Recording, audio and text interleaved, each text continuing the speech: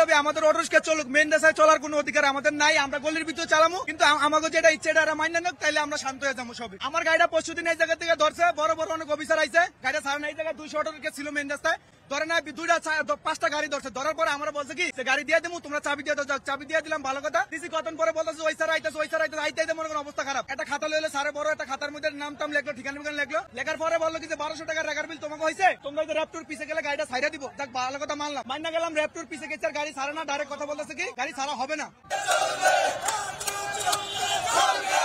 আমরা এই আগারগা মেট্রো আসবো, আমাকে শিশুবেলা, শিমুলি, আমাকে সোনিয়াল 10 নম্বর গল্পটি, এই 60 ফিট রাস্তাটা হলে আমাদের দেখ, আমরা এই ভিতরে গাড়ি চালাবো। আমরা চাই না আমরা মেন রাস্তা সরো করতে।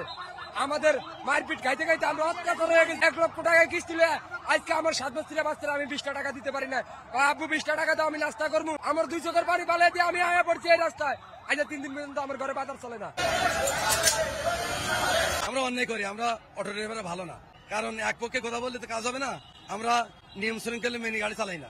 যেখানে গাড়ি চলে না, যেখানে গাড়ি না চলে আমরা মাইক্রোর সাথেও ওভারটেক করার চেষ্টা করি। যারা ব্রেক ধরতে পারে না, এতটুকু বাচ্চারাও এসে গাড়ি চালায়। তাই আমি চাচ্ছি যে সুন্দর করে এই অটো রিক্সাওয়ালাদের একটা করে লাইসেন্স দেখ, যে এই লোক গাড়ি চালানোর যোগ্য, একটা লাইসেন্স দেখ। যদি একজন লোকের 5 দিন জেল দেওয়া হয়, ওই এলাকা থেকে কোনো লোক আর ওই রোডে উঠবে না।